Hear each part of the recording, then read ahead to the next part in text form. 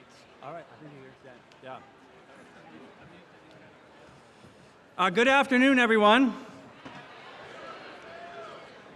My name's Jim Ryan, and I'm the Dean of the Harvard Graduate School of Education. I'm joined here on stage by the deans of HGSE, as well as a number of speakers whom I'll introduce as the ceremony unfolds. Together, it is our pleasure to welcome all of you to this year's convocation ceremony, especially the 719 students who will be graduating tomorrow.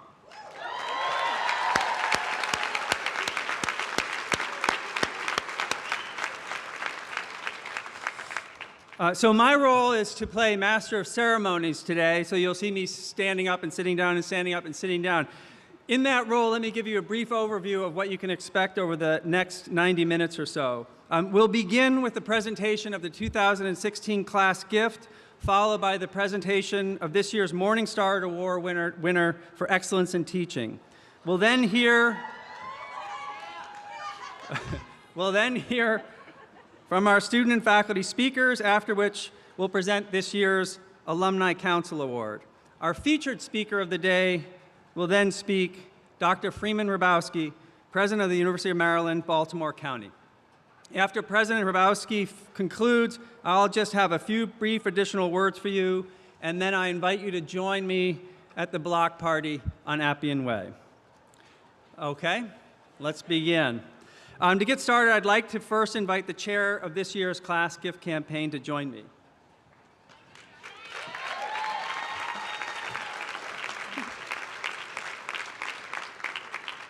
Jennifer Riley is a master's candidate in the Mind, Brain, and Education program, and she chaired a class gift committee of 26 HGSE students. Together, the committee chose to support a critical priority of the Ed School, financial aid for our incoming class of students.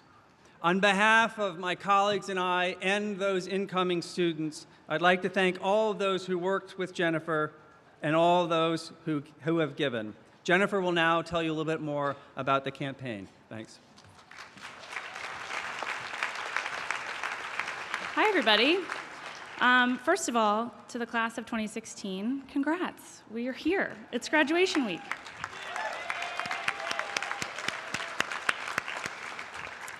So it's been my privilege to serve as the class gift chair this year. It's never easy to ask people for money, but everybody at HGSE is so generous and so giving and so kind and certainly willing to listen. So it was really a wonderful experience, and I'm really excited to tell you a little bit more about our work. For those of you who are not familiar, the class gift campaign raises scholarship money. We chose that. We think it's important. It's an opportunity for us to send a message to the community at large that we value supporting future master students and giving them the opportunities that we had in this very quick, very amazing, very fast year at HGSE. So our goals each year is to reach a participation number that is better than before. So while it's great to raise a lot of money, we mostly care about getting everybody to participate, as many people from as many cohorts as we can. This year, we join only 2 other cohorts, graduating classes cohorts, in the history of the fund to reach more than 70% participation. We are at 72% as of about 2:48 p.m., so thanks, everybody. Before I get to the impressive efforts of our class and some more specific numbers, which I'm sure you're curious about, I want to thank a few people. There are a lot of people who deserve our gratitude, but I want to thank a few in particular. First, the members of the class gift committee. You know who you are. Your cohorts definitely know who you are. And we really appreciate all the work that you did. I could not have done any of this without you. All of your ideas were amazing. Your enthusiasm was unparalleled, so thank you very much from the bottom of my heart. Next, I'd like to thank the EDLD cohort representatives. We didn't spend as much time with them, but they worked tirelessly to get EDLD to their participation goal, and that's Cesar Cruz and Sungdao Ko, so thank you. Next, I'd like to thank Dean Ryan for his enthusiasm for our campaign. He let us use his marathon run as a giving incentive, and that was really exciting. We reached our goal there, 262 donors before he ran the marathon.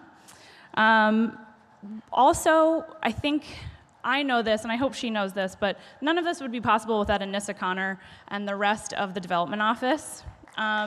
She showed me how to run a successful campaign.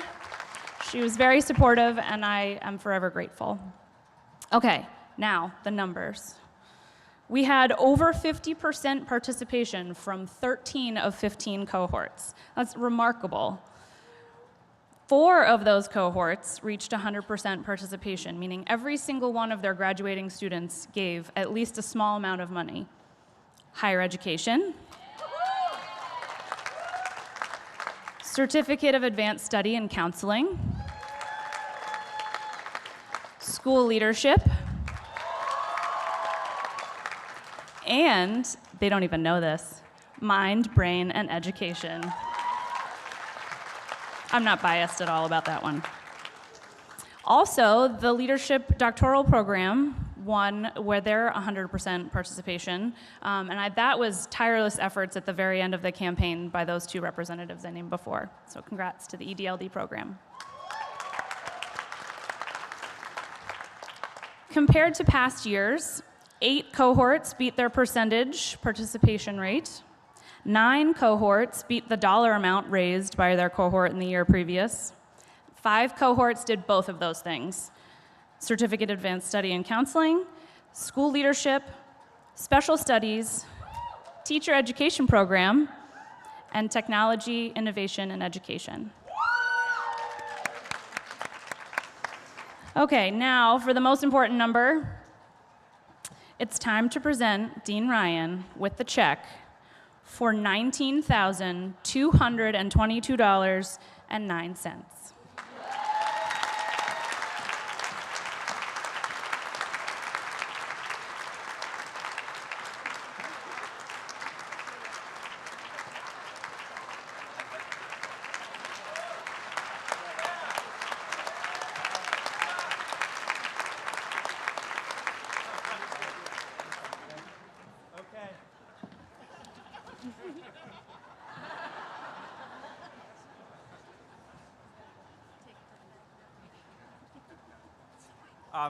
So thank you, Jennifer, and the entire committee for all of your hard work on behalf of HGSE. I'm thrilled by the outcome.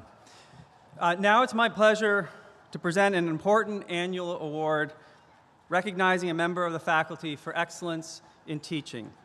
The Morningstar Family Teaching Award was established in 2000 with a gift from Faith Morningstar, an HGSE alum, and her husband, the Honorable Richard Morningstar, an alum of the college. Faith's experience as a student here inspired her and her family to create an award that would recognize a faculty member not only for great teaching, but for helping to create a supportive environment for our students. The Morningstar recipient is chosen each year based on nominations by HGSE students. The award includes a $5,000 prize and a recognition on a plaque in Longfellow Hall.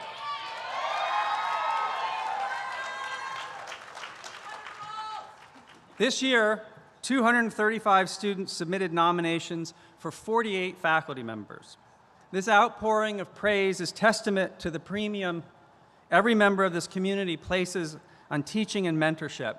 And while this is never an easy decision, one faculty member's nominations did rise above the rest this year. I'd like to read a few selections from the nominations of this year's winner. In one student's word, this faculty member has created, quote, some of the most profoundly respectful, responsive, and intellectually rigorous spaces I've ever had the privilege of learning in. Another described this year's winner as, quote, one of those rare, beautiful teachers that students will remember as having profoundly impacted their lives. Others remarked that she is literally bursting with enthusiasm for teaching, that she embodies what it means to be a lifelong learner, that she's humble, passionate, caring, and the heart of HGSE. According to one student, the unofficial slogan of their cohort this year became, "Go to Gretchen." And so too does this year's Morningstar Award for Excellence in Teaching go to Gretchen Brion Meisels.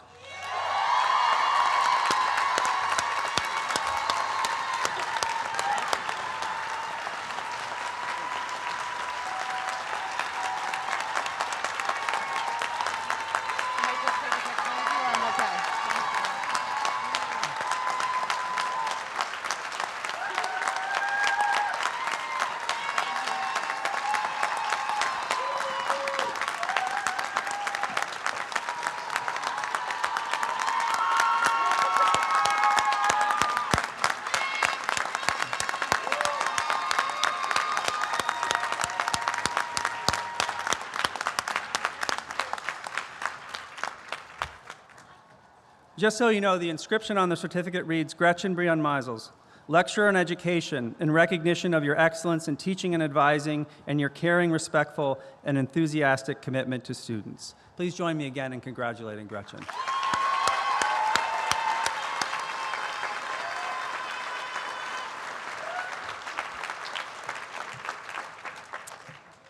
For the 11th consecutive year, HGSE is recognizing a student from each master's program with an Intellectual Contribution Award.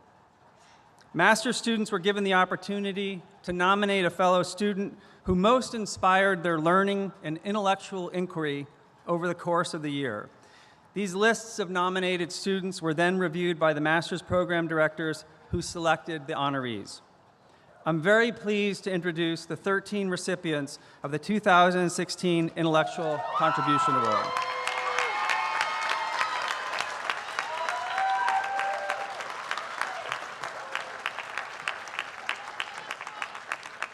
As I read each student's name, she or he will step forward to receive a certificate and a gold honor cord to be worn tomorrow at commencement. The inscription on the certificate reads, "In recognition of your academic achievement and your contribution to the academic life of HGSE as nominated by your student peers and the HGSE faculty." From the Arts and Education program, Ileana Gutierrez.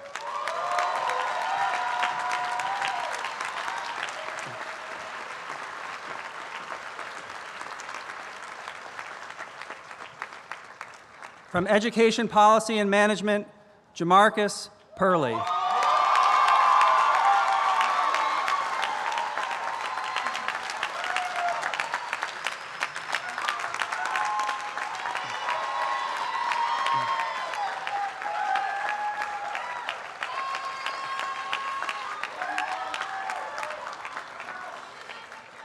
From Higher Education, Brian Mitchell.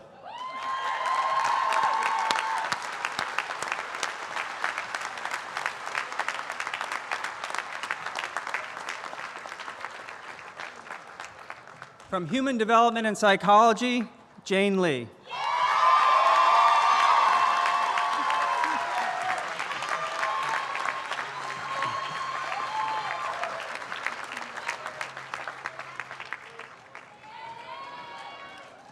From International Education Policy, Leanne Trujillo.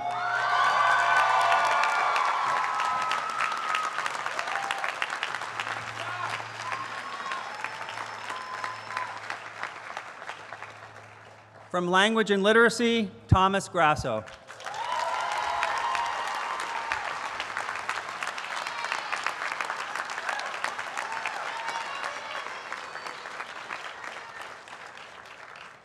From Learning and Teaching, Estefania Rodriguez.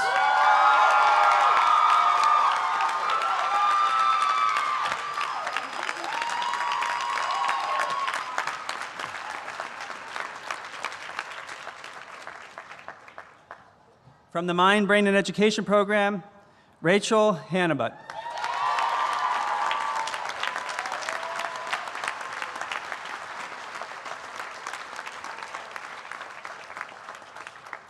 From Prevention Science and Practice, Julissa Munez.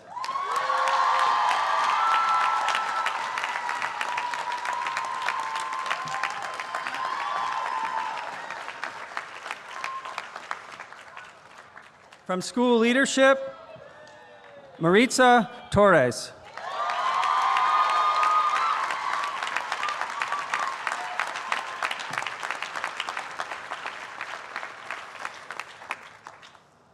The award winner from Special Studies is Liz Ricketts, who unfortunately cannot be able to join us today.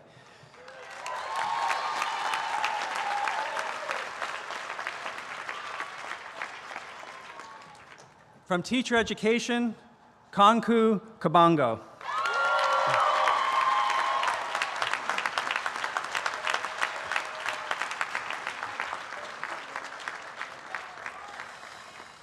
And finally, from Technology, Innovation, and Education, Elaine Townsend.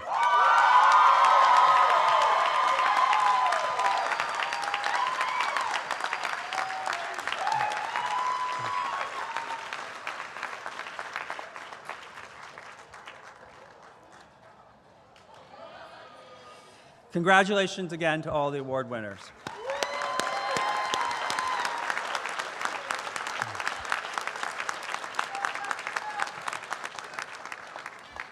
It's now my pleasure to present the 2016 Commencement Marshals.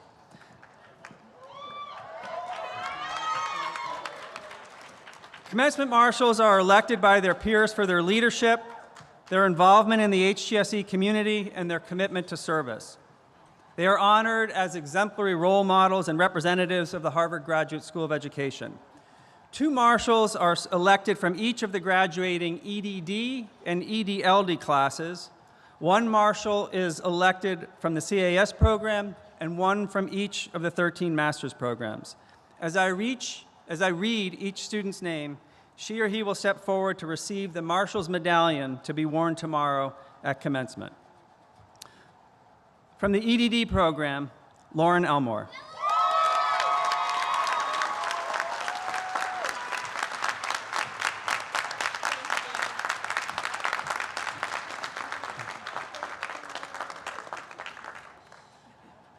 Also from the EDD program, Eve Ewing.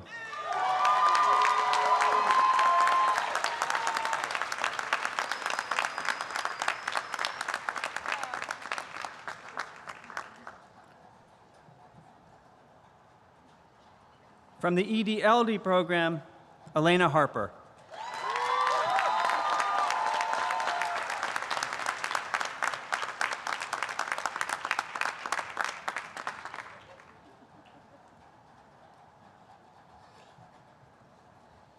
Also from the EDLD program, Francis Yasharian.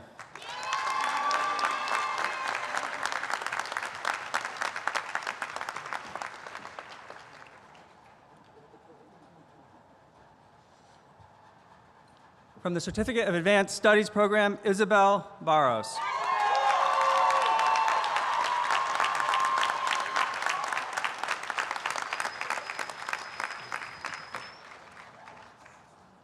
From the Arts and Education program, Shanae Birch.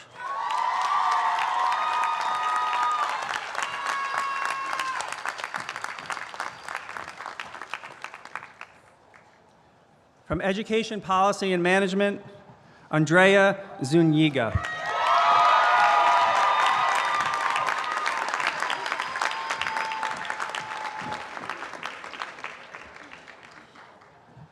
From Higher Education, Ryan Helling.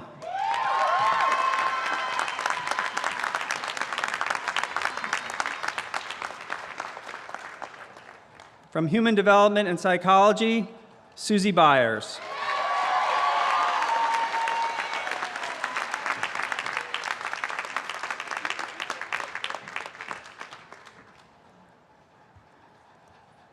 From International Education Policy, Robin Imogene Good.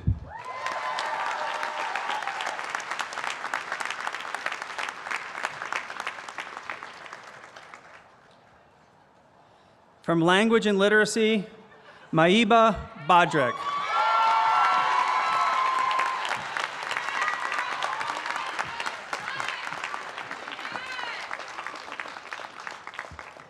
From Learning and Teaching, Andrew Rayner.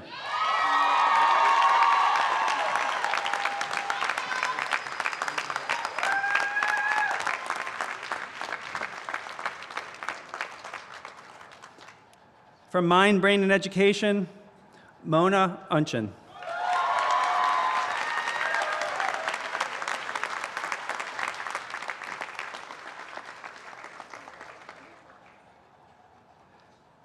From Prevention, Science, and Practice, Kara Lawson.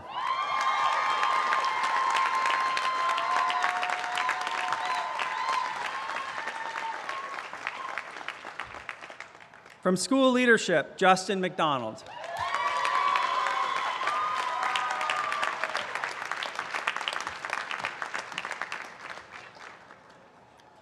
From Special Studies, Erica Hillstead.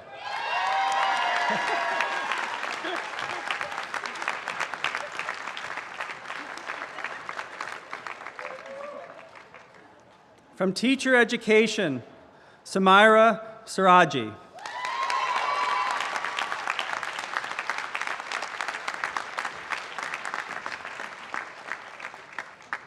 And from Technology, Innovation, and Education, Maheen Sahu.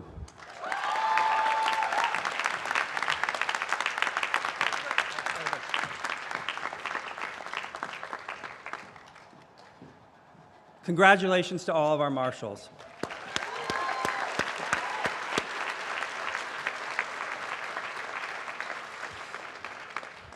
It's now my pleasure to present the Phyllis Strimling Award. This award was created in 2000 to honor Phyllis Strimling, the former director of the Radcliffe Seminars program. Phyllis is an HGSE alumna from the class of 1989. I'm pleased to welcome Phyllis to today's convocation, as well as Holly Weeks, one of 3 former Radcliffe Seminars faculty who created the award. Would Phyllis and Holly please stand so that we can thank you for our generous support of students.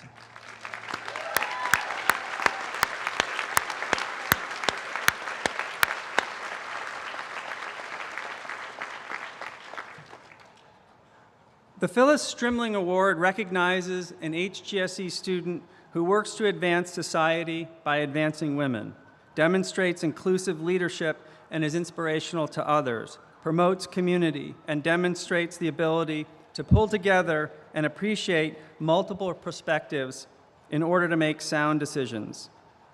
This year's winner is a 2016 candidate in the Mind, Brain, and Education program. Raised in a lower middle-class family in India, Mona has worked as a neuroscience researcher and a high school teacher. Recognizing the role that so many have played in the opportunities she has had in life, Mona strives to help others realize their own worth and potential. She is currently working on 2 projects, a stress reduction program for low-income single mothers and a company that aims to incorporate neuroscience research into the development of engaging educational practices. Please join me in congratulating this year's Phyllis Strimling Award winner, Mona Unchin.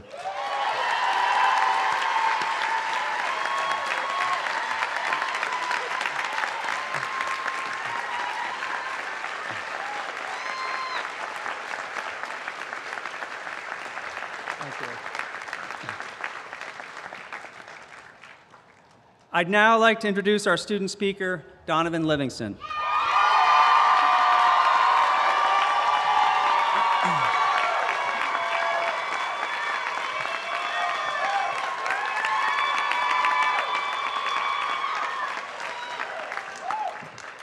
Apparently, Donovan doesn't need much of an introduction, but bear with me.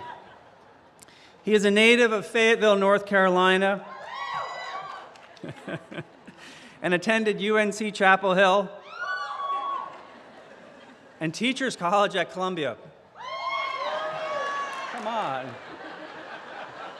Before finding his rightful place at HGSE.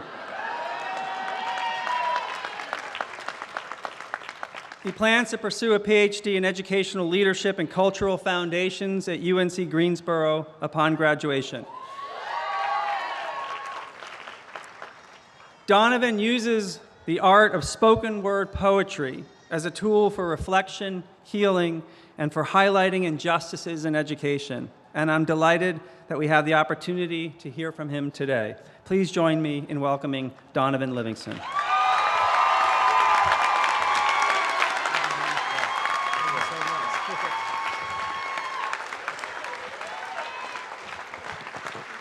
Good afternoon. Good afternoon. How's everyone doing today? Good, good. So greetings, friends, family, faculty, staff, alumni, and the illustrious class of 2016. Make some noise. So my name is Donovan Livingston, and I came to address you in the best way I know how, but you have to forgive me. I have to take this moment in for a little while. When I spoke at my high school graduation several years ago, my high school English teacher threatened to replace me on the program or cut my microphone when she found out that I was interested in doing a poem as a part of my remarks. So I am eternally grateful for being able to share this piece of myself in my most authentic voice with you this afternoon. So, spoken word poetry, it insists on participation. So if you feel so compelled, snap, clap, throw up your hands, rejoice, celebrate. Class of 2016, this is your address and this is your day. Education, then, beyond all other devices of human origin, is a great equalizer of the conditions of men. Horace Mann, 1848. At the time of his remarks, I couldn't read, I couldn't write. Any attempt to do so, punishable by death. For generations, we have known of knowledge's infinite power, yet somehow we have never questioned the keeper of the keys, the guardians of information. Unfortunately, I've seen more dividing and conquering in this order of operations, a heinous miscalculation of reality. For some, the only difference between a classroom and a plantation is time. How many times must we be made to feel like quotas, like tokens and coined phrases, diversity, inclusion? There are days I feel like one, like only, a lonely blossom in a briar patch of broken promises, but hey, I've always been a thorn in the side of injustice, disruptive, talkative, a distraction with a passion that transcends the confines of my own consciousness, beyond your curriculum, beyond your standards. I stand here, a manifestation of love and pain with veins pumping revolution. I am the strange fruit that grew too ripe for the poplar tree. I am a dream act, dream deferred, incarnate, and a movement, an amalgam of memories America would care to forget. My past alone won't allow me to sit still, so my body, like my mind, cannot be contained. As educators, rather than raising your voices over the rustling of our chains, take them off, uncuff us, unencumbered by the lumbering weight of poverty and privilege, policy, and ignorance. I was in the 7th grade when Ms. Parker told me, "Donovan, we could put all of your excess energy to good use." And she introduced me to the sound of my own voice. She gave me a stage, a platform. She told me that our stories are the ladders that make it easier for us to touch the stars. So climb and grab them. Keep climbing, grab them. Spill your emotions in the Big Dipper and pour out your soul. Light up the world with your luminous allure. To educate requires Galileo-like patience. Today, when I look my students in the eyes, all I see are constellations. If you take the time to connect the dots, you can plot the true shape of their genius shining in their darkest hour. I look each of my students in the eyes and see the same light that aligned Orion's belt in the pyramids of Giza. I see the same twinkle that guided Harriet to freedom. I see them. Beneath their mask and their mischief exists an authentic frustration and enslavement to your standardized assessments. At the core, none of us were meant to be common. We were born to be comets, darting across space and time, leaving our mark as we crash into everything. A crater is a reminder that something amazing happened right here, an indelible impact that shook up the world. Are we not astronomers searching for the next shooting star? I teach in hopes of turning content into rocket ships, tribulations into telescopes, so a child can see their true potential from right where they stand. And injustice is telling them they are stars without acknowledging the night that surrounds them. Injustice is telling them education is the key while you continue to change the locks. Education is no equalizer. Rather, it is the sleep that precedes the American dream. So wake up, lift your voices until you've patched every hole in a child's broken sky. Wake up, every child, so they know of their celestial potential. I've been the black hole in a classroom for far too long, absorbing everything without allowing my light to escape, but those days are done. I belong among the stars, and so do you. And so do they.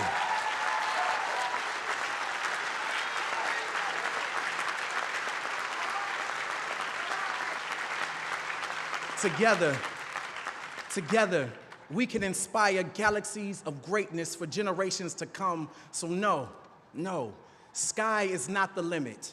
It is only the beginning. Lift off.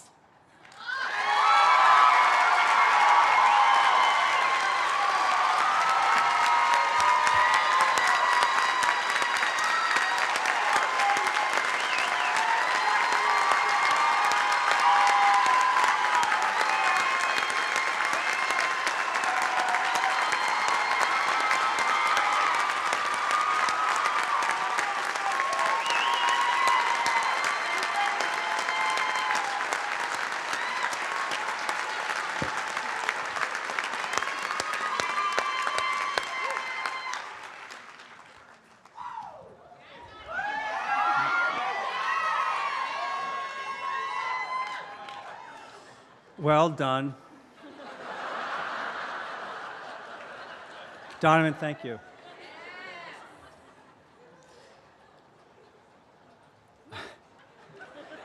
I'm now feeling a little bit bad for the next speaker. I'm going to turn the podium over to Academic Dean and Saris Professor of Education and Economics, Bridget Terry Long, who will introduce this afternoon's faculty speaker.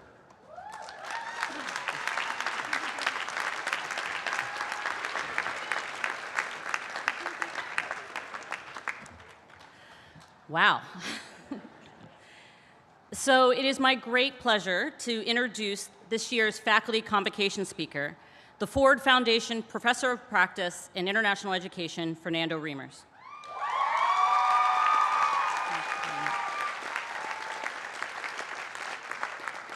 As many of you know, Fernando has long been a pillar of the HGSE community.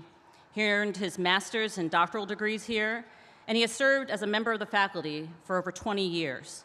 He even met his wife here shortly after he first arrived on campus. In that time, Fernando has become a force in the field of international education. His work has focused on expanding opportunities globally and investigating how countries define the purpose of school and of education more generally. He is the faculty director of the International Education Policy Program, the director of the HGSE Global Education Innovation Initiative, and a co-chair of Harvard's Advanced Leadership Initiative. He has also consulted for governments and organizations around the world. But despite his sweeping influence and his very impressive accomplishments, I expect the reason Fernando was chosen this year to be the faculty speaker is because of his profound impact right here at home. Our students have praised his passion and his truly infectious enthusiasm for his work. They have lauded his teaching as challenging, but inclusive and deftly bridging theory and practice. Those that have been lucky enough to have Fernando as their mentor, and many who have not, talk about how caring and committed he is. Fernando goes above and beyond to be accessible to his students, and he has opened countless professional doors for others over his years at HGSE. In one student's words, the class that I took with him has reminded me on a weekly basis the reasons why I've chosen this path in my life. I'm delighted today we will all have the opportunity to be reminded of why we committed ourselves to this work, from a man who has modeled that commitment in so many ways. Please join me in giving a warm welcome to Fernando Reimers.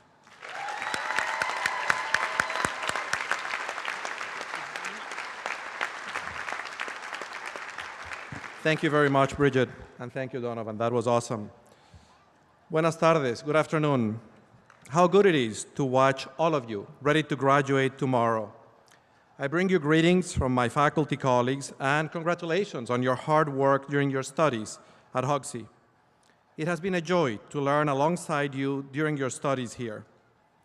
In these brief remarks, I want to share some reflections on what you have taught us about leading educational change to improve the world, and to offer an invitation for reflection on what it means to be part of the global education movement that has produced one of the most remarkable quiet revolutions in history. I will draw these reflections from only one of the many instances in which you have constructed part of the curriculum to support your own learning and ours, as we have tried to live up to the aspiration reflected in the campaign's theme, Learn to Change the World. Several weeks ago, I participated in the China Education Symposium, which some of you organized, a student initiative which began only 5 years ago as a gathering on a Saturday of 24 students, had grown into a 3-day event that filled Asquith, bringing together students and faculty from multiple campuses in the US and in China to discuss the significant educational transformations taking place in that country, home to 17% of the world's children. I was especially impressed by the presentations of the 7 teams of high school students that you brought from China to Cambridge to present the projects they had created to address significant social challenges. Those of you who organized the symposium had invited teachers in 50 high schools in China to partner with you in creating a youth leadership challenge, an opportunity for their students to identify and address issues in social inclusion and sustainability. In thoughtful ways, these teenagers were working to support children in rural areas whose parents migrate to the cities in search of work, to foster the use of renewable energy, to support the education of the poor students. In these service projects, these students were gaining and demonstrating important competencies for life, for work, and for civic engagement: compassion, empathy, imagination, complex thinking, the capacity to understand social challenges, the skills to identify a point of entry to address them, and the courage, commitment, and skills to implicate themselves and to collaborate across several dimensions of difference in constructing a solution. These are the competencies every student around the world should gain in school in the 21st century. The blend of academic skills and character, of self-knowledge and leadership, of complex thinking, communications, creativity, and the capacity to solve problems which are essential to participate in complex societies and to face the rapidly evolving challenges of our time. Those high school students had clearly benefited from the good work of their teachers, who had created for them opportunities to develop as whole human beings. They had also benefited from the initiative of those of you who reached out to their teachers several thousand miles away from Cambridge and included them in the Youth Leadership Challenge that you had created. In taking this initiative, you taught us two important lessons. The first, that to learn to change the world, as is our collective aspiration in this school, one must become a participant in trying to improve it. That learning and insight result from reflection on action, and that we must actively engage in partnership with teachers and education leaders who are working to prepare the young with the competencies that empower them to be contributors in addressing the challenges of their times in order to generate knowledge that is relevant to advancing that work. The second lesson that you taught us is that if we are to learn to improve the world, to repair it, we need to do this work in the world, the full 197 million square miles of the Earth's surface, and engaging with the full 7 billion humans who inhabit it. We may do our particular share of this work locally with a particular group of students in a particular community, but we must keep sight of the links between this local action and the global enterprise of which it is a part. There is so much to be gained from the comparative study of how it is that teachers and education institutions equip the young to face the future. Education is a global enterprise, one that brings humanity together in discerning how to pass on to the next generation what we consider valuable, and how to prepare them to create a world that is better than the one we're passing on to them. We can all benefit from learning across borders how best to do this work. After all, the children of the world are human, member of our species, descendants of the same African parents before most of us became migrants, and members of the many invented communities which define our sense of who we are: clan, tribe, religion, nationality, social class, or race. The scientific study of education, as is all science, is a cosmopolitan activity, one where people collaborate across national boundaries in advancing knowledge.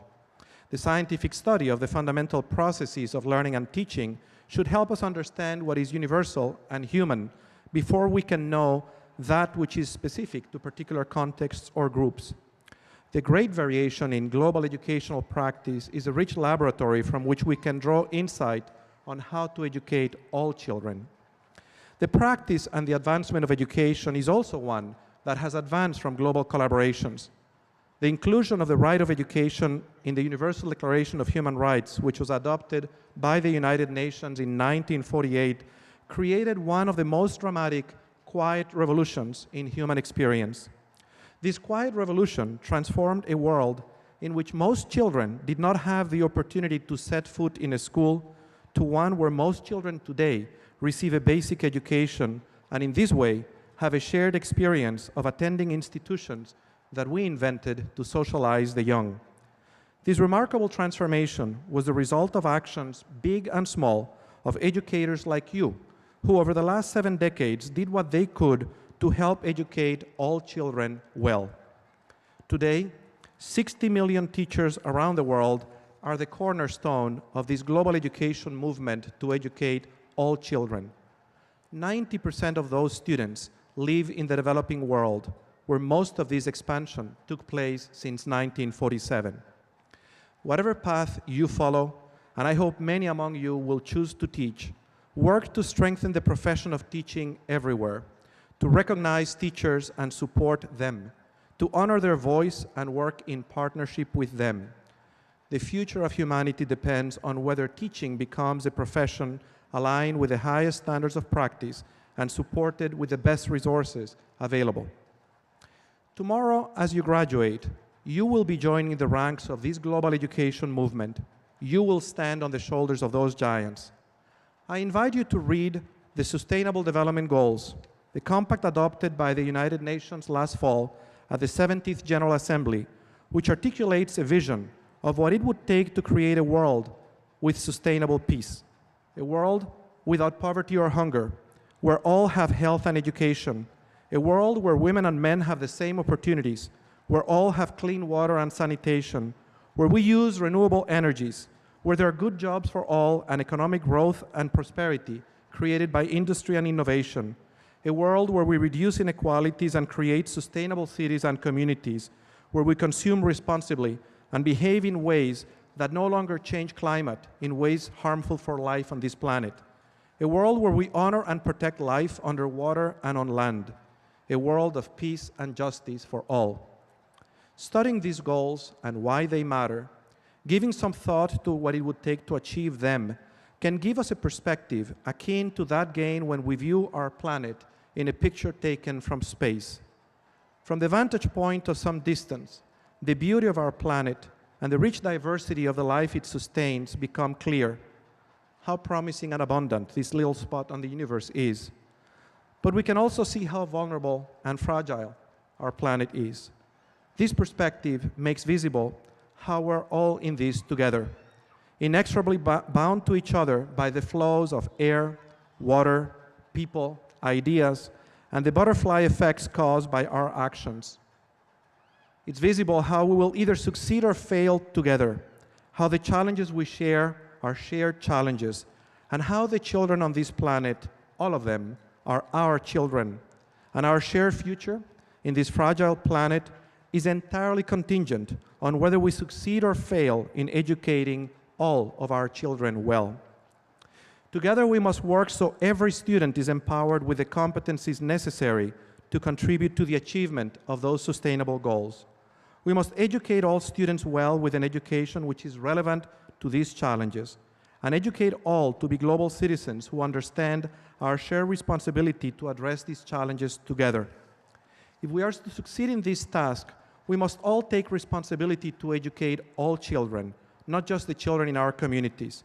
This means we all share responsibility to educate the 59 million children who today are not in school, to close the educational opportunity gaps facing girls, poor children, and children of marginalized groups around the world, including refugees, and that we must take responsibility to ensure that all children who do attend school indeed learn what is necessary to become empowered global citizens.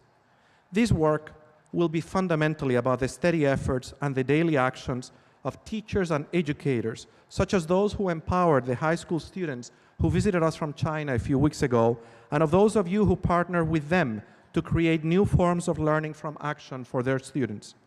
Just as making education a universal human right changed the experience of humanity in only 70 years, your work and leadership as part of the global education movement can help achieve the Sustainable Development Goals. In the hope that you will do all in your power to do this work of peace and justice, my colleagues and I thank you for your commitment to educating all children. We are so proud of you, so grateful for the work that we have done together while you were with us, so thankful for what you have taught us about how to change the world. Now go on and lead to improve the world, because it is indeed in need of repair. And be certain that as you do this work, those of us who taught you and learned from you in Appian Way will be cheering you on and forever in awe of your courage and commitment. Congratulations.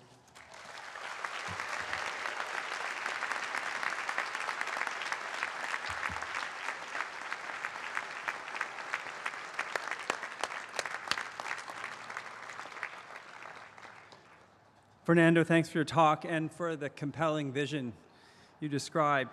I have two plaques, one to give to Donovan and one to give to Fernando, both to celebrate their selection as speakers and to commemorate the occasion. So allow me to do that now, and let's give them both another round of applause.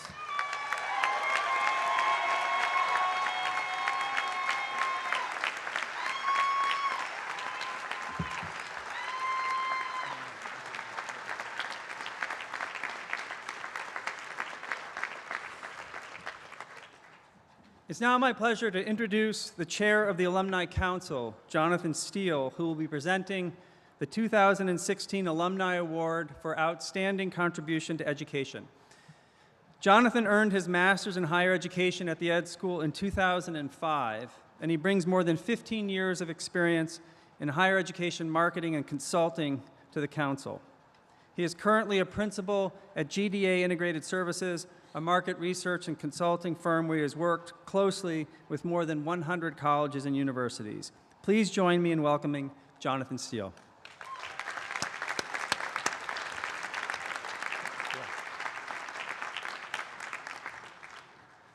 Thank you. Good afternoon. Each year, the Alumni Council is charged with the particular privilege of selecting the Alumni Council Award winner.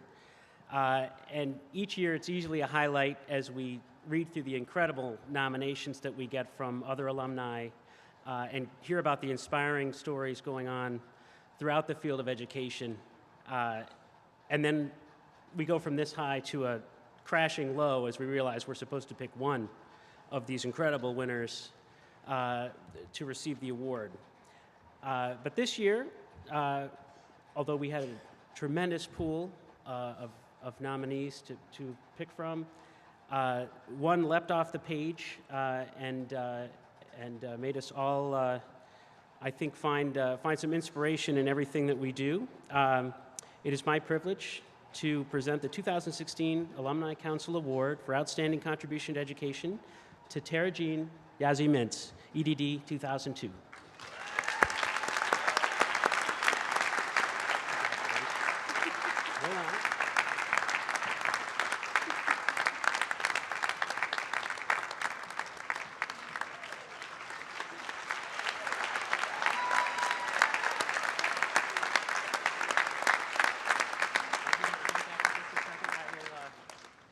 I will actually read that so that you can all see what it says. The Harvard Graduate School of Education 2016 Alumni Council Award for Outstanding Contribution to Education is presented this year to Tara Jean Yazzie Mintz, EDD 2002, an educator dedicated to creating culturally competent curricula for both students and educators. Yazzie Mintz has demonstrated remarkable success in expanding educational opportunities in the communities she serves. Yazzie Mintz is currently Senior Program Officer for the American Indian College Fund, where she has championed the Wakanja, Sacred Little Ones Project, working with tribal colleges to create and implement early childhood initiatives. Through partnerships with tribal colleges and Native communities, Yazzie Mintz has developed curricula that reflect the language, culture, and values of early learners in Native communities. These early childhood initiatives have enriched the educational and cultural experiences of the initiative's participants. After earning her doctorate, Yazzie Mintz contributed to the efforts of the Boston Public Schools in the areas of data, professional development, and the education of English language learners. As assistant professor in curriculum and instruction at Indiana University, she collaborated with the Cherokee Nation in Oklahoma on an early learning initiative and served as a teacher and advisor to graduate students. For these and other profound contributions to education, it was with great respect that we bestow the 2016 Harvard Graduate School of Education Alumni Council Award upon Tara Jean Yazzie Mintz. Congratulations.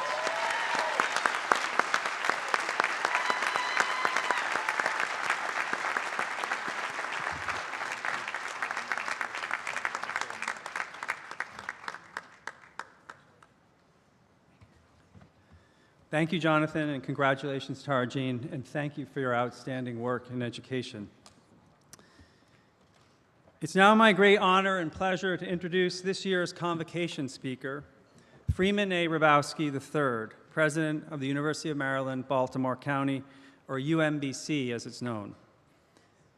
Few educators can claim as productive and influential a career as President Hrabowski, which probably helps to explain why, when I announced the news that he would be our convocation speaker, my email was flooded with all-cap responses like, "How terrific!" Outstanding, or more conservatively, President Hrabowski has been a hero of mine for a very long time.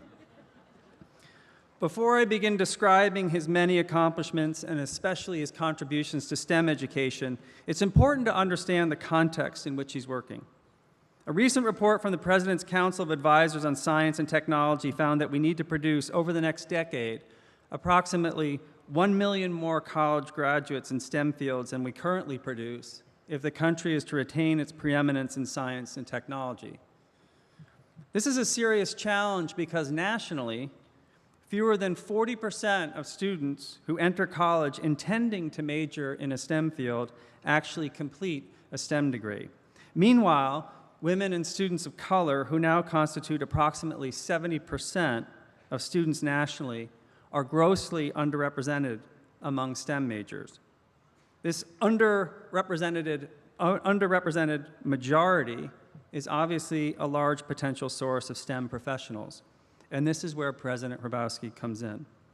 Born in Birmingham, Alabama, the son of teachers, and a lauded mathematician and statistician himself, President Hrabowski has been at the forefront of preparing students for STEM careers since he took the reins at UMBC in 1992, an astonishing 24 years ago.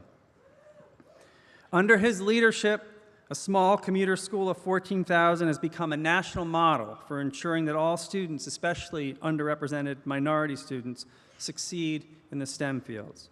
Moreover, UMBC is now considered one of the nation's highly selective public universities, not to mention that its chess team has been called arguably the most dominant sports program in Maryland, with a record 15 appearances in the Final Four of college chess. Perhaps the most well-known of President Hrabowski's innovations at UMBC is the Meyerhoff Scholars Program. The Meyerhoff Program is open to students committed to pursuing advanced degrees and research careers in science, technology, and engineering, and its goal is to increase diversity among future leaders in these fields.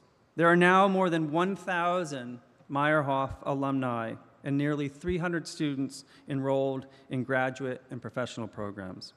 One of the keys to the program's success is the simple theory that positive energy is contagious. Where top scholars at other institutions are often motivated by competition, Meyerhoffs rely on mutual support. By bringing together a high concentration of like-minded students in a tightly knit learning community, Meyerhoff students continually inspire one another to do more and to do better. But President Hrabowski did not stop there. He also founded the Sherman STEM Teacher Scholars Program, which prepares students in the STEM fields to be teachers in high-need and urban schools, especially middle schools. And to tackle the problem of a shrinking number of women computer science majors nationwide, he established a Center for Women in Technology dedicated to increasing the representation of women in the engineering and information technology fields. With these extraordinary programs and more, President Hrabowski and UMBC have rightly drawn national attention. Hang on here because the following list is going to seem unbelievable to you, but I guarantee that it's all true and that it's incomplete. President Hrabowski has been profiled in the New York Times and on 60 Minutes. He was selected by President Obama to chair the President's Advisory Commission on Educational Excellence for African Americans. He has received 20 honorary doctorate degrees from universities around the country. He has been named one of the 7 top American leaders by the Washington Post, Marylander of the Year by the Baltimore Sun, one of Time's 100 most influential people in the world, and one of Time's 10 best college presidents. U.S. News and World Report named him one of America's best leaders and also ranked UMBC as the nation's #1 up-and-coming university for 6 years. Once it ceased to be up-and-coming because it was already up. U.S. News ranked it 4th on a list of the nation's most innovative national universities, and it consistently ranks UMBC among the nation's leading institutions for best undergraduate teaching alongside Princeton, Brown, Stanford, and Yale. There are more awards and accolades, but we do not have all afternoon, and I know that all of you are as eager as I am to hear from President Hrabowski. So let me close with this. In bestowing an honorary degree on President Hrabowski in 2010, Harvard President Drew Faust called him a galvanizing force in his university's ascent. As the New York Times wrote, Freeman Hrabowski has probably done more to encourage interest in science and math among minority and low-income students than any other educator. Please join me in welcoming one of our country's most distinguished innovators, leaders, and educators, President Freeman A. Hrabowski III.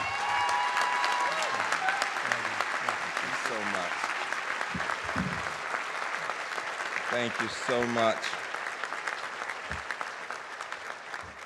I have been inspired by the enthusiasm of this great class of 2016. Give them a big round of applause. A big round of applause. I have been inspired by this 21st century Dr. Martin Luther King. Donovan, please give him a big round of applause. So inspired, so inspired. So much so that I must draw on the wisdom of another woman, a person from North Carolina who also believed in poetry. Lift up your eyes upon this day breaking for you. Give birth again to the dream. Women, children, men, take it, this dream, into the palms of your hands. Mold it into the image of your most public self. Sculpt it into the shape of your most private need. Here on the pulse of this new day, you may have the grace to look up and out and into your sister's eyes and into your brother's face and say simply, very simply with hope, good afternoon to Harvard. Give Maya Angelou a round of applause for poetry, for poetry. It's so beautiful. I am inspired today. Dean, as I sat there and as I prayed, as I asked for strength, as I thought about my own parents and the fact that they could never have believed that I would be so blessed to be standing here today. I thought about being with my students the other day, and I had said to them I was giving some special speeches, and this was one of them, and I was feeling a little down, and I said, you know, people don't really listen to you when you get up to give a speech, because they really do want to get on with the fun time, right? Right. And my students can be so inspiring, like the students here today, and they said, Doc, they listen. And I said, okay, tell me, I asked my president of the SGA, tell me what your high school commencement speaker said. And he looked at me and he laughed and he said, he talked about blueberry pie. And I said, who was your high school speaker? He said, you were. I had forgotten, and so I'm starting with a blueberry pie speech about my grandmama. I had forgotten. 4 years ago, he graduated. He's on his way to Northwestern to law school, and I told the story that I was a fat little kid growing up, and my mama was always trying to get me to eat healthily, but I like to eat a lot of fattening food. In the South, they want to keep you with a little padding, you know, right? And all I like were two things: food and math. I love math. I got goosebumps doing math, and I love to eat a lot of good food. And my grandmother liked my cheeks to be real fat. So my grandmother would cook 2 pies for the family, 2 blueberry pies, one for the family and one for Freeman, little fat Freeman. And my mama would be so upset with her mother for cooking this pie, and she would put a sign there, for Freeman only. Oh. And she would give me a big piece, and my grandmother would sit there and watch me eat this pie. And I would have pie all over my face. And it would taste so good, but better than the taste was the love I felt from my grandmother, that unconditional love, because she believed in me. Give my grandmama a hand for that love that she felt. That love that she felt. And I can still taste that pie 50 years later, and 2 points. Number one, that my students inspired me to believe in yourself. Doc, even when you're thinking nobody will listen, they will listen if you have something to say. They will listen to, and educators, whatever you're doing, you are teachers, and the people, whatever you're gonna do in policy and higher ed and early childhood, people will listen to you if you are authentic.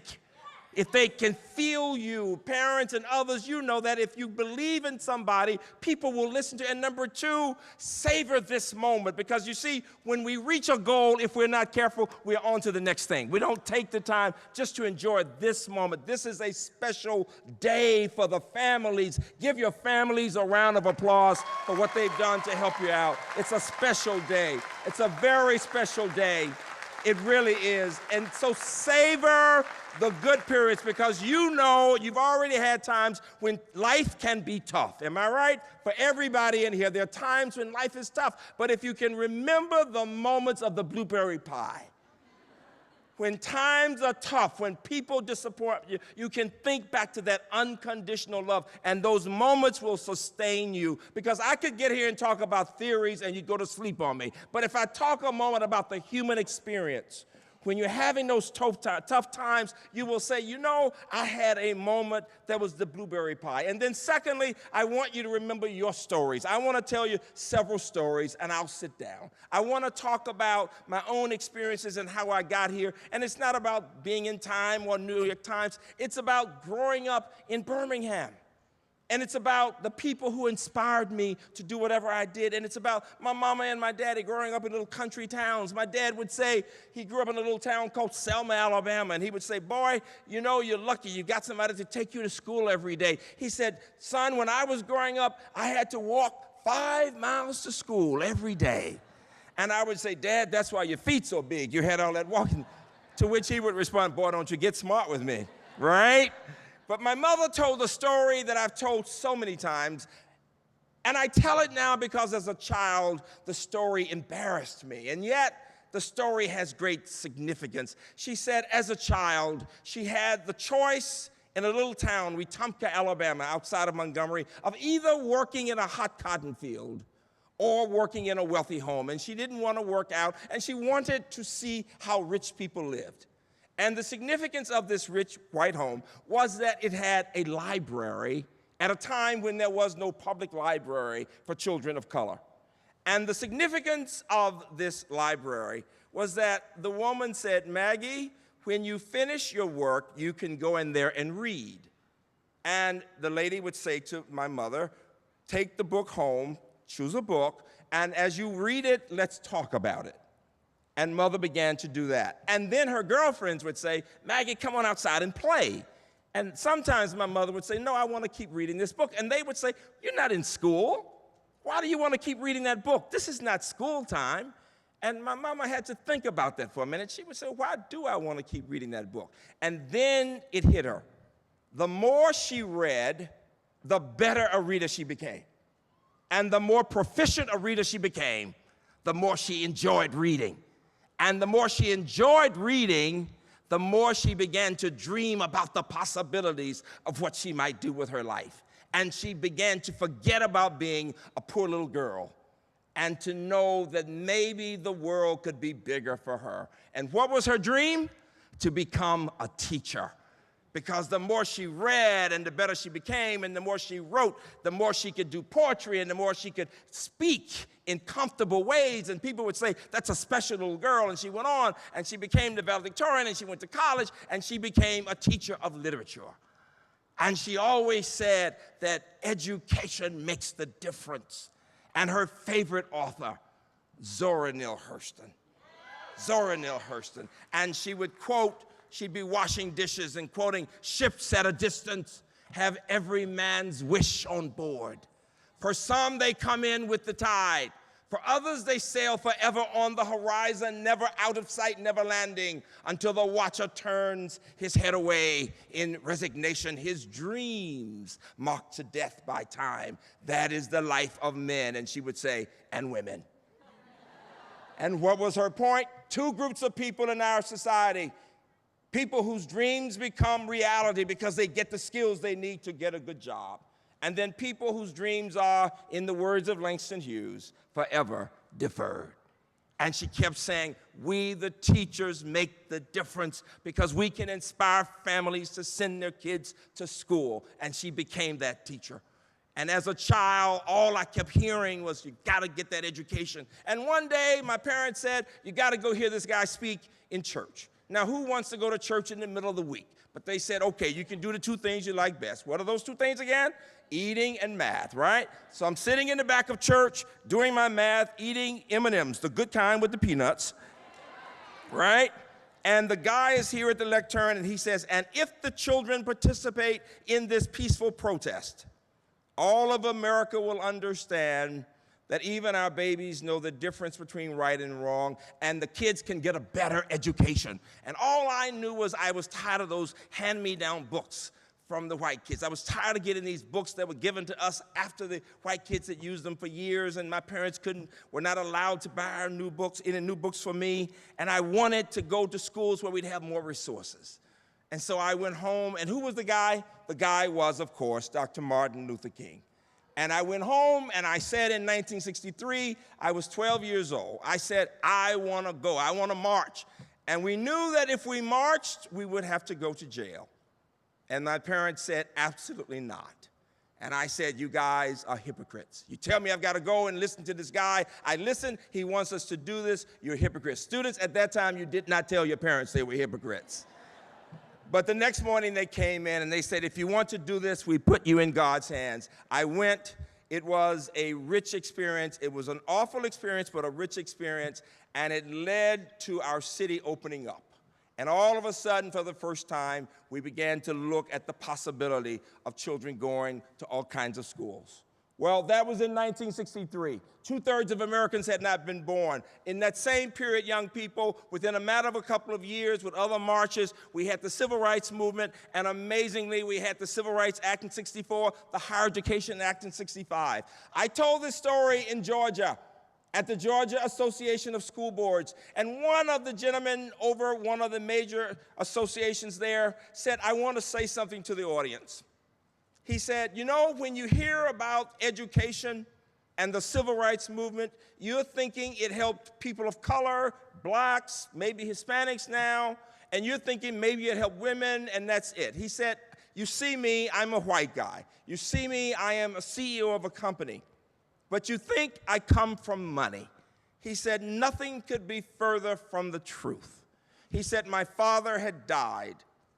He said, my mother was a sharecropper.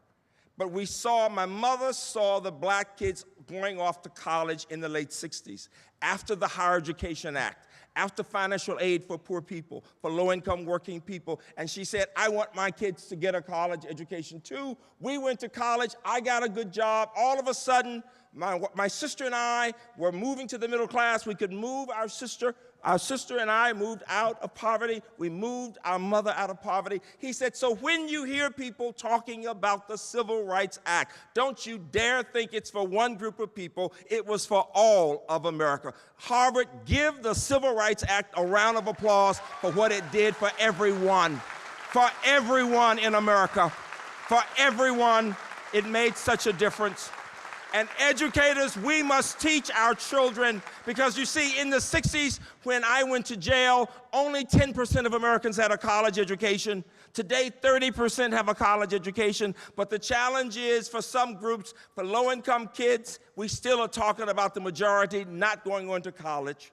We still are talking about the majority. When the president of Harvard spoke on my campus last week, she was saying there's still a big gap between kids of color and upper middle class white kids, that the majority of upper middle class kids, the top quarter, the majority get a college degree. Kids in the bottom quarter and kids from people of color are still not getting it. You represent the most privileged in the sense that you're getting the top education in the world.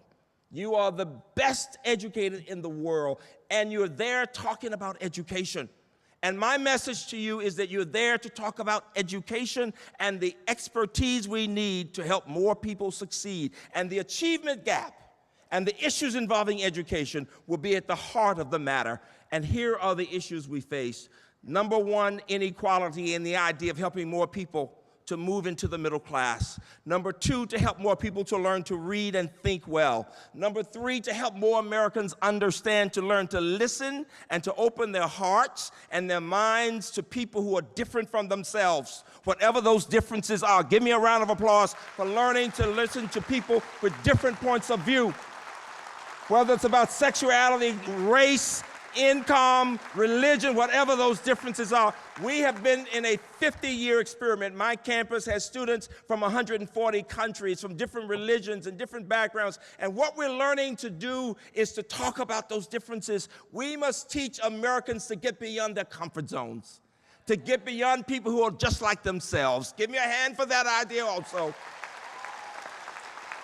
To open our hearts and our minds to the possibilities, and to listen to different perspectives if we are to find ways of connecting, not only in this country, but to help people around the world, because we must understand that what happens in our country is directly connected to what happens throughout the world. Give me a round of applause for humankind, educators who understand the importance of humankind. It is so important. And the final two stories, you never know what background a student comes from. One of my students came to me and said, "Doc, I've just come back from Russia, and I'm now fluent in Russian." And I was so surprised. He was an African American. And I said, "How did you happen to get there?" And he explained his situation. And I said, "Well, what kind of work do your parents do?" And he said, "Doc, I never wanted to tell you this, but I am a ward of the state." He said, "I don't have parents in my life." He said, "My father became hooked on drugs when I was a young kid and left us, and then my mother, and I grew up in foster care." I said, "Well, how'd you get here?" He said, "I had a teacher and then a social worker who gave me support, and they taught me the importance of reading and staying focused even in that group home." I said, "So you don't see anybody who's related to you?" He said, "I have to stay away because if I get connected, I'm scared I might get hooked on drugs too." He said, "But what I do is to keep focusing on the dream, the vision of making a difference in the lives of other people." I said, "So who's coming to your commencement for you?" And he said, "I don't have anybody." And at commencement, it was as if my mother was talking to me. She said, "Say something about him." And I got up and I said, "All of you here today have family members, and yet one of you is here by himself, and yet I know you care about him. And I want you to let him know how much we care." And I called his name, graduating with a 3.5 in language and culture. And when I called his name, there was this gasp in the room because he had been listening to all of their stories, but he never told them what he had been going through. And they all of a sudden gave him this standing ovation, not a dry eye in the place. And I had him up to the audience, to the stage, and he said, "I just have never felt this before." And I thought to myself, everybody needs love. And we never know, when you're dealing with students, when you're dealing with faculty and teachers, you never know what they're going through in their homes. And yet all we can do is give each person support in our relationships. He went on with a Fulbright, and then he went on and got a degree from Princeton, and now he's working with the State Department, helping poor children all over the world. Give him a round of applause for what he's doing,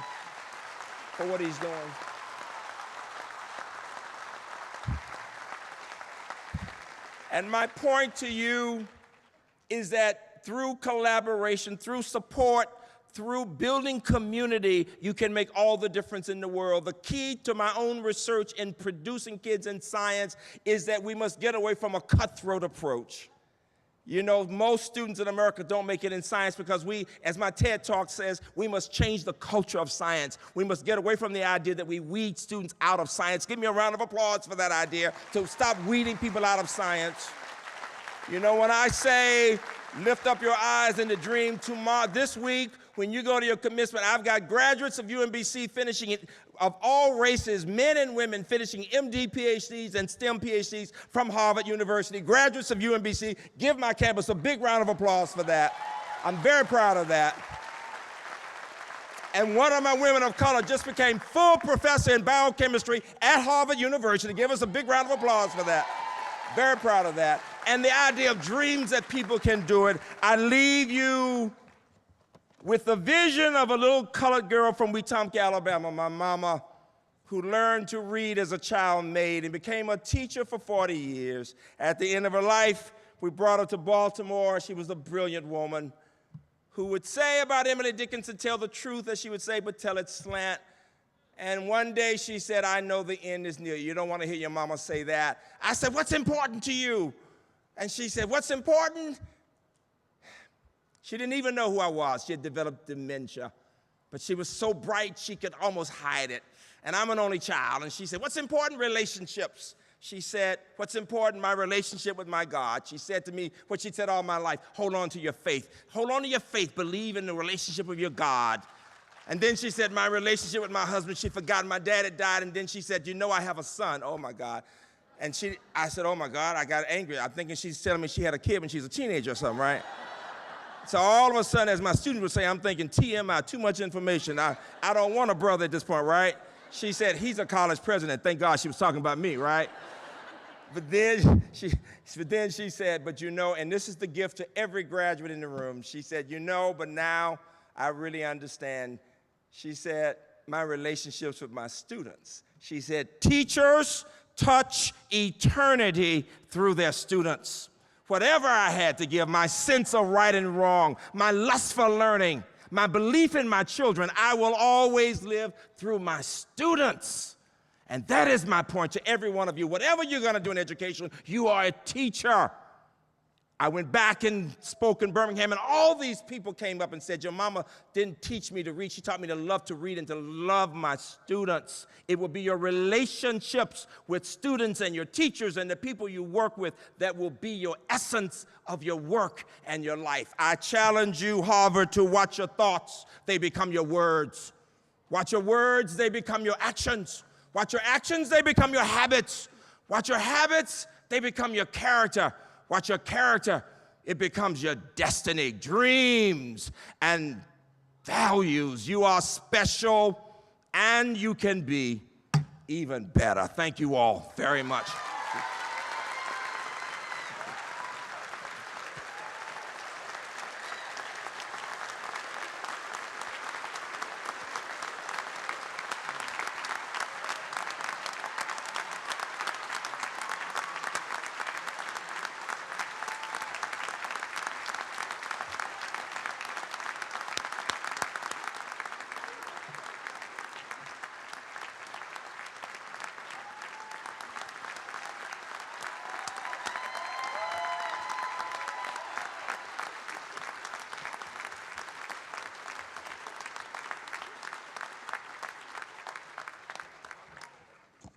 Thank you, President Hrabowski. All I can say is, can you give me another round of applause for President Hrabowski?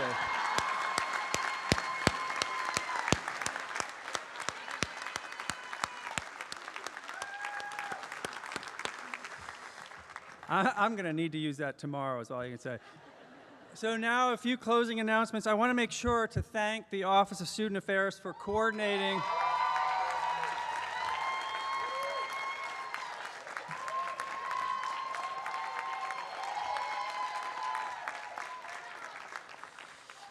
So can you give me a round of applause for Alex Galindo, Kevin Bohm,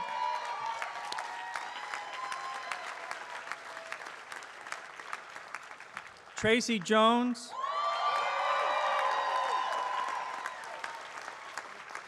Eileen Berger, and Liz Thurston, Director of the Student Affairs Office.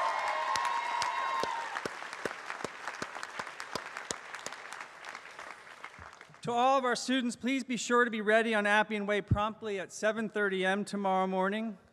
It will come early for the university commencement exercises. I've also been asked to remind you to bring your Harvard IDs with you, as you'll need them throughout the day.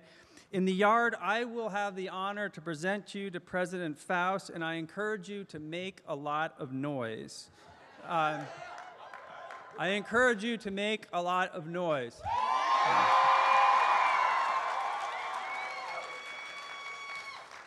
HGSE is always one of the loudest schools, and I'd love to keep that tradition going. Finally, I'd like to extend, as I mentioned earlier, an invitation to all of our graduates and their families and friends to attend a block party on Appian Way that will start as soon as I stop speaking, and for that reason, I am going to stop speaking, wrap this up, and save what else I have to say for tomorrow's ceremony. But for now, congratulations. Thank you to all the speakers. And let's enjoy the party.